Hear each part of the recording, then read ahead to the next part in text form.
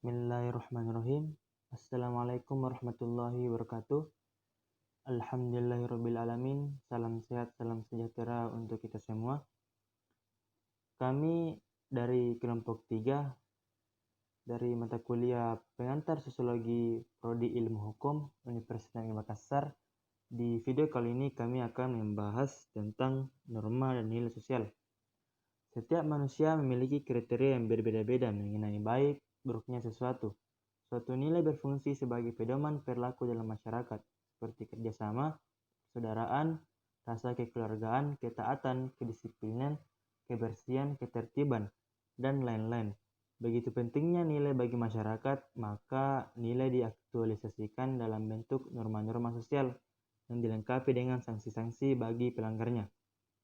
Setelah nilai dan norma disepakati serta diterima, maka nilai dan norma tersebut disosialisasikan kepada warga masyarakat secara turun-temurun. Tujuannya agar warga masyarakat menyesuaikan perilakunya dengan nilai dan norma itu, sehingga terciptalah keteraturan sosial. Selanjutnya berikut adalah pembahasan tentang norma dan nilai sosial. Yang pertama ada sistem norma, yang kedua klasifikasi norma sosial yang terbagi atas Folkways, Mores, hukum, dan nilai. Yang pertama yaitu sistem norma yang akan dijelaskan oleh Saudara Muhammad Rapli. Assalamualaikum warahmatullahi wabarakatuh. Perkenalkan, nama saya Muhammad Rapli Triputra, NIM 200610502019, akan menjelaskan sistem norma. Dalam kenyataan sehari-hari, kehidupan sosial manusia yang bertipe sosial kultural itu tidak hanya berwujud suatu jumlah perilaku dan hubungan-hubungan antara manusia di alam kenyataan ini saja, melainkan sekaligus juga berwujud suatu sistem determinan yang disebut sistem norma. Apabila perilaku real warga masyarakat dapat kita amati wujudnya yang konkret di alam fakta, norma-norma determinan yang mendasari perilaku real itu dapat kita hayati di dalam ide masyarakat. Sementara itu, hendaklah tetap diingat bahwa karena sistem normatif dan sistem fakta itu bukanlah dua hal yang identik, maka sistem tertib normatif tidaklah dapat dikonstruksikan secara lengkap dan mencerminkan sepenuhnya sistem tertib fakta. Dan demikian pula sebaliknya, sistem atau tertib fakta tidak dapat dideduksikan secara lengkap dari sistem atau lebih normatif. Kedua sistem itu berdiri sendiri, walaupun keduanya berenemalian dan bersama-sama mewujudkan eksistensi masyarakat. Dikala bahwa apabila tertib normatif itu tidak ada, maka masyarakat manusia ini pun tidak akan mungkin ada pemahaman akan norma-norma. Dan seluruh tertib normatif itulah yang menyebabkan kemungkinan perwujudan dan kelangsungan eksistensi masyarakat manusia. Selanjutnya adalah sesuatu yang hayal belaka kalau orang mengatakan bahwa masyarakat manusia itu bisa tegak sepenuhnya tanpa adanya norma yang bersifat kultural dan harus dipelajari terdahulu. Itu adalah kenyataan bahwa makhluk yang namanya manusia ini telah terlanjur berkembang dalam suatu proses evolusi biologik menjadi suatu jenis makhluk yang terspesialisasi untuk hidup secara bermasyarakat. Sementara itu, pusat sistem syaraf manusia, terutama bagian otak yang disebut cerebrum, telah mencapai titik perkembangan yang amat lanjut sehingga memungkinkan masing-masing individu untuk memiliki kemampuan yang menghasilkan manusia memasuki dunia normatif. Mekanisme-mekanisme organik manusia telah mengalami generasi sehingga tidak lagi memiliki kemampuan sebagai alat survival atau dalam bahasa Indonesianya bertahan hidup. Di dalam usaha-usaha menegakkan hidupnya ini, manusia selalu berusaha tidak hanya menguasai dan mengontrol kehidupan di sekitarnya, akan tetapi juga mencoba mengontrol diri dan masyarakat sendiri. Alam sekitar tidak akan bisa dikontrol, dikuasai, dan dieksploitasi apabila masyarakatnya sendiri belum bisa dikontrol secara normatif. Selanjutnya, harus diakui walaupun masyarakat manusia dan masyarakat primata pendahulunya telah jutaan tahun berkembang melalui proses evolusi, kenyataan masih menunjukkan bahwa manusia itu secara individual berjumlah selamanya bisa dikontrol secara mutlak oleh norma-norma sosial. Namun, bagaimanapun juga, di samping kekurangan yang belum dapat diatasi tersebut, satu hal yang sudah pasti, yaitu norma-norma sosial sampai batas-batas tertentu sudah berhasil dalam fungsinya sebagai alat pembentuk kohesi yang sedikit banyak mampu menegakkan kehidupan masyarakat manusia. Selanjutnya yang kedua, yaitu klasifikasi norma sosial yang akan dibawakan oleh saudara Bobby. Oke, perkenalkan, nama saya Bobby dari Fakultas Ilmu Sosial kelompok 3. Sekarang saya mau membahas topik yaitu klasifikasi norma sosial. Norma sosial memiliki berbagai macam jenis. Tak semacamnya dapat mudah dibedakan satu sama lain. Oleh karena itu, usaha-usaha mengandalkan klasifikasi yang sistematis amatlah sungkar.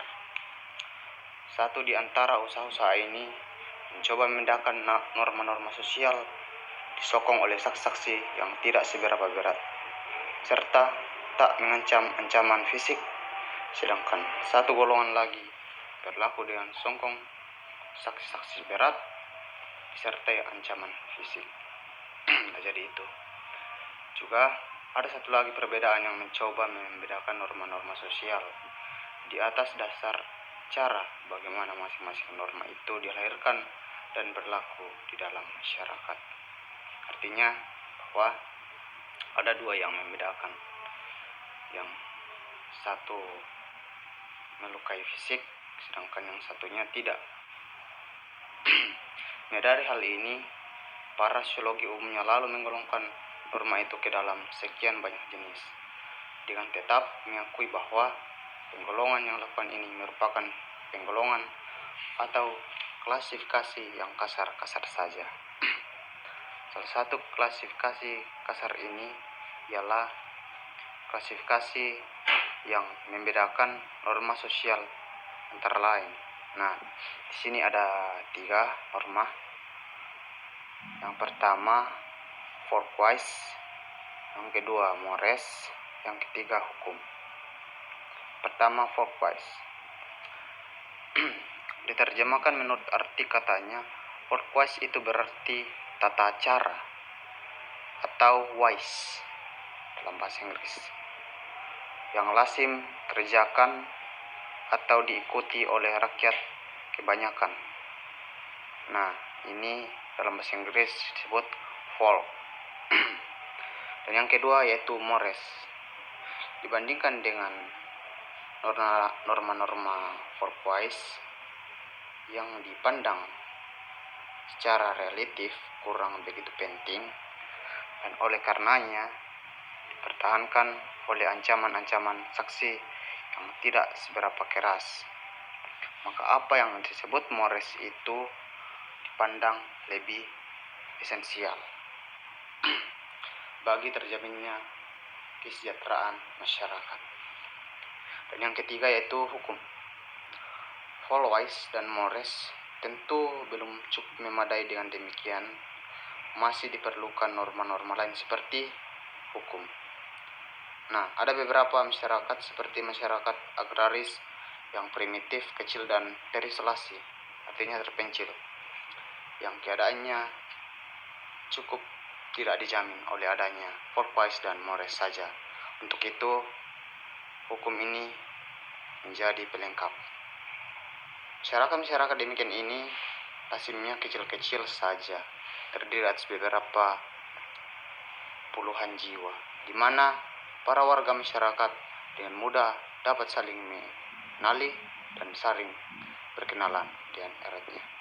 Nah, itu 3 jenis norma-norma sosial yang diklasifikasikan kasar. Sekian dan terima kasih. Lalu selanjutnya berikut pembagian dari klasifikasi norma sosial. Yang pertama adalah Folkways. Menurut arti kata-katanya, Folkways itu berarti tata cara yang lazim dikerjakan atau diikuti rakyat kebanyakan. Di dalam literatur sosiologi, Folkways dimaksudkan untuk menyebutkan seluruh norma-norma sosial yang terlahir dari adanya pola-pola perilaku yang selalu diikuti oleh orang-orang kebanyakan dalam hidup mereka sehari-harinya, karena dipandang sebagai suatu hal yang lazim. Demikianlah, walaupun Folkways itu semula memang merupakan suatu kebiasaan dan kelaziman belaka, atau sesuatu yang terjadi secara berulang-ulang dan ajak di dalam realita, namun karena dikerjakan secara berulang-ulang maka berangsur-angsur terasa keikutannya sebagai hal yang bersifat standar, yang karenanya secara normatif dan wajib dijalani. Selanjutnya yang kedua yaitu Mores.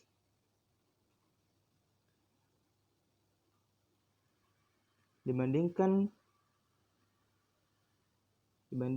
dengan norma-norma Folkways yang biasanya dipandang relatif kurang begitu penting dan oleh karena itu dipertahankan oleh ancaman saksi yang tidak seberapa keras, maka apa yang disebut Mores itu dipandang lebih esensi bagi terjaminnya kesejahteraan masyarakat.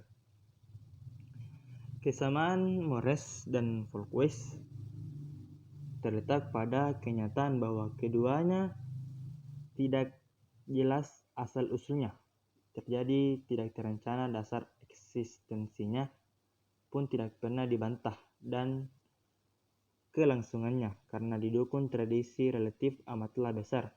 Kesamaan lain ialah bahwa kedua-duanya dipertahankan oleh sanksi-sanksi yang bersifat informal dan komunal, berupa sanksi spontan dari kelompok-kelompok sosial di mana kaidah-kaidah tersebut hidup. Walaupun ada kesamaan antara Folkways dengan Mores, namun Mores selalu lebih pantang sebagai bagian dari hakikat kebenaran. Mores adalah segala norma yang secara moral dipandang benar.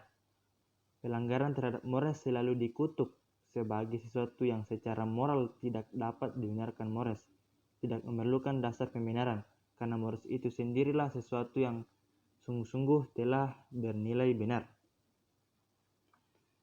Selanjutnya, tata kelakuan mencerminkan sifat-sifat dari kelompok manusia yang dilaksanakan sebagai alat pengawas secara sadar maupun tidak sadar oleh masyarakat terhadap anggota-anggotanya.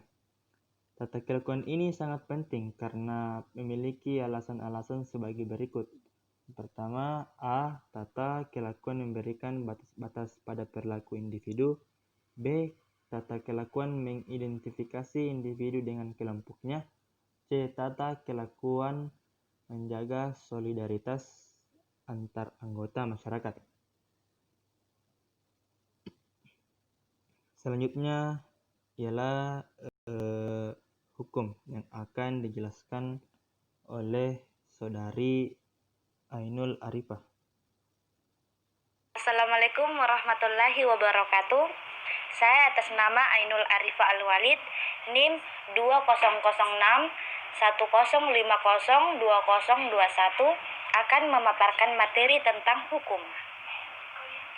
Dalam menciptakan suatu keadaan yang tertib sosial, tidak semua masyarakat dapat menegakkan ketertiban.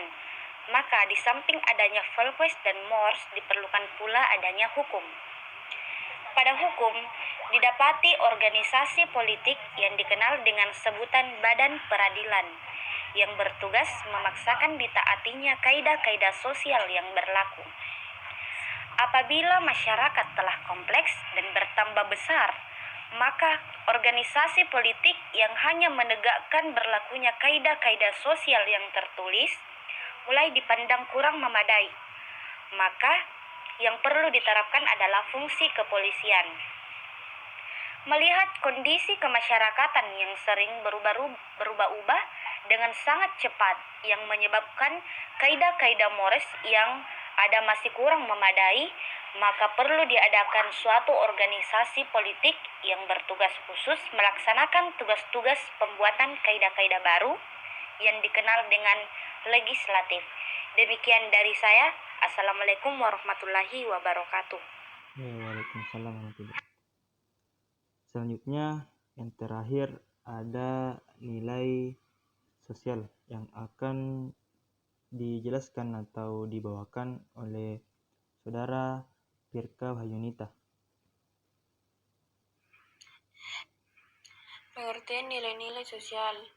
Nilai-nilai sosial dapat diartikan sebagai nilai yang dianut oleh suatu masyarakat mengenai apa yang dianggap baik dan apa yang dianggap buruk oleh masyarakat. Adapun macam-macam nilai sosial, yaitu nilai dominan, nilai yang dianggap lebih penting daripada nilai lainnya. Ukuran dominan atau tidaknya suatu nilai didasarkan pada banyaknya orang yang menganut nilai tersebut. Selalu mengadakan tradisi sengketa yang memperingati kelahiran Nabi SAW. Tinggi rendahnya usaha yang memberlakukan nilai tersebut. Prestise atau kebanggaan orang-orang yang menggunakan nilai dalam masyarakat.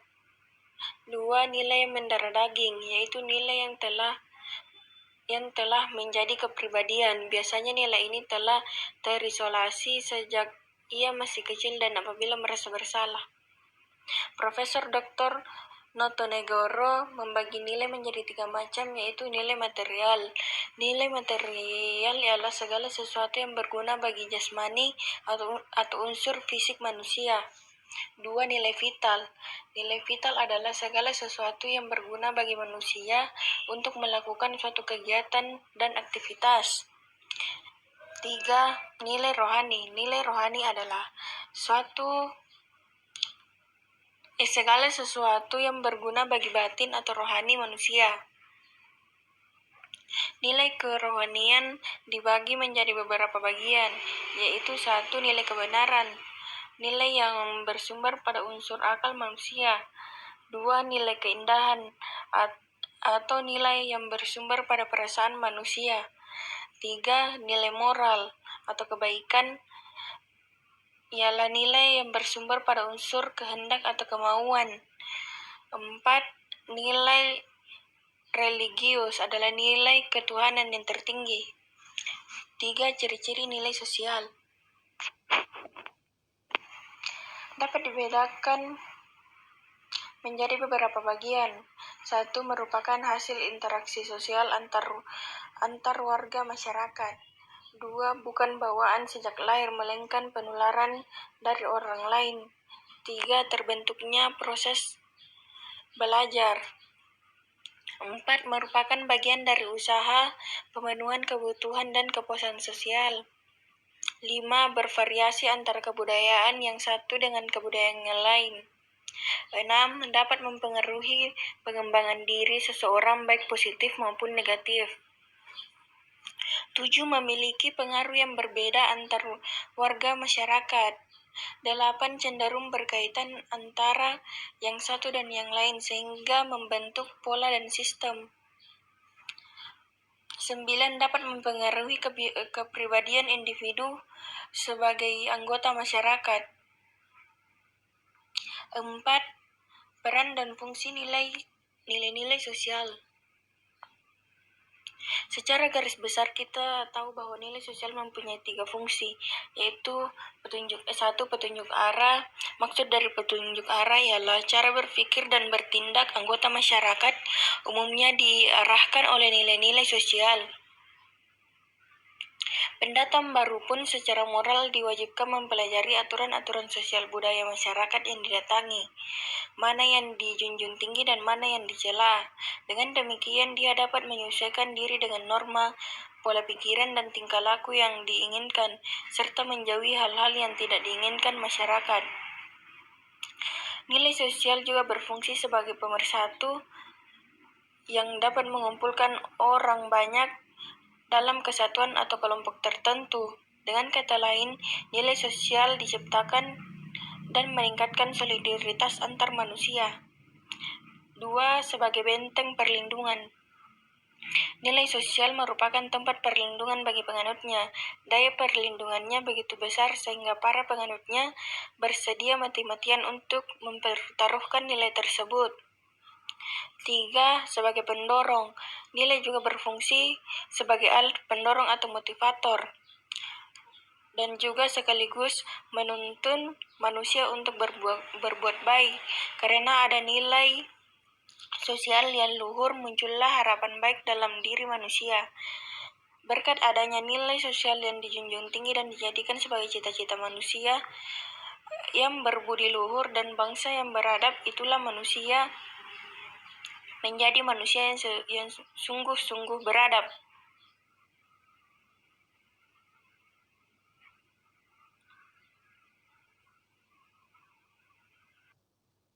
Di samping yang saya bahas tadi, nilai sosial juga memiliki fungsi lain, yaitu dapat menyumbangkan seperangkat alat untuk menetapkan harta sosial dari suatu kelompok, dapat mengarahkan masyarakat dalam berpikir dan bertingkah laku, penentu akhir bagi manusia dalam memengaruhi peperangan sosialnya, alat solidaritas di kalangan anggota kelompok atau masyarakat, dan alat pengawas perilaku manusia. Dengan nilai-nilai sosial yang tumbuh pada jiwa individu, maka perhatian dan simpati pada sesamanya juga semakin tinggi.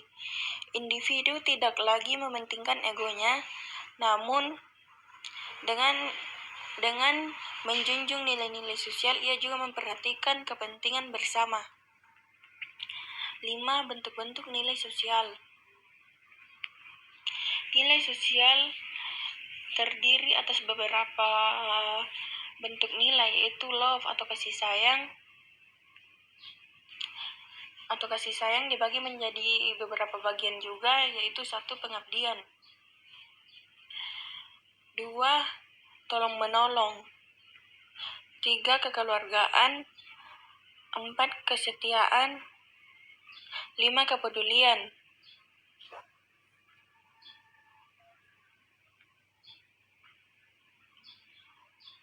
B. Responsibility atau tanggung jawab. Dibagi beberapa menjadi bagian.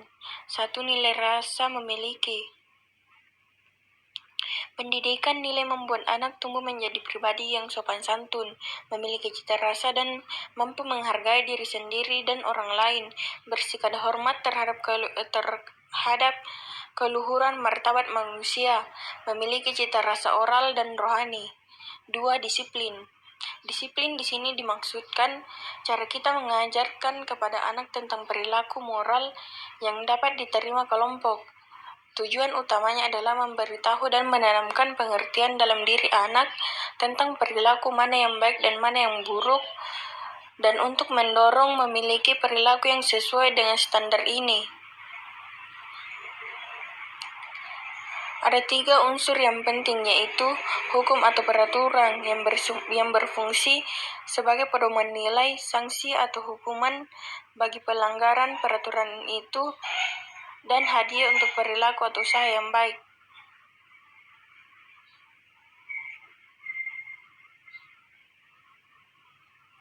3. Empati. Empati adalah perasaan orang lain tanpa harus tenggelam di dalamnya. Empati juga bisa diartikan sebagai kemampuan kita dalam mendengarkan perasaan orang lain tanpa harus larut. Keserasian hidup dibagi beberapa menjadi bagian juga, yaitu 1. Nilai keadilan. Nilai keadilan adalah membagi sama banyak atau memberi hak yang sama pada orang-orang atau kelompok dengan status yang sama. Keadilan dapat diartikan menjadi hak seimbang dengan kewajiban atau memberi seseorang sesuai dengan kebutuhannya. Firman Allah Subhanahu wa Ta'ala yang menjelaskan tentang keadilan. Antara lain, katakanlah Tuanku menyuruh menjalankan keadilan. Quran Surah Al-A'raf ayat 29. 2. Toleransi. Toleransi artinya menahan diri. Sikap sabar membiarkan orang lain berpendapat lain dan berganti lapang terhadap orang-orang yang memilih pendapat berbeda. Sikap toleran tidak berarti membenarkan pandangan yang dibiarkan itu, tetapi mengakui kebebasan serta hak-hak asasi. 3. Kerjasama. Semangat kerjasama ini haruslah diajarkan secara berkesinambungan. Jangan melakukan aktivitas-aktivitas yang mendorong adanya semangat kompetisi, tapi gunakan bentuk-bentuk aktivitas dan permainan yang bersifat saling membantu. 4. Demokrasi. Demokrasi adalah komunitas warga yang menghirup udara kebebasan dan bersifat egaliteran.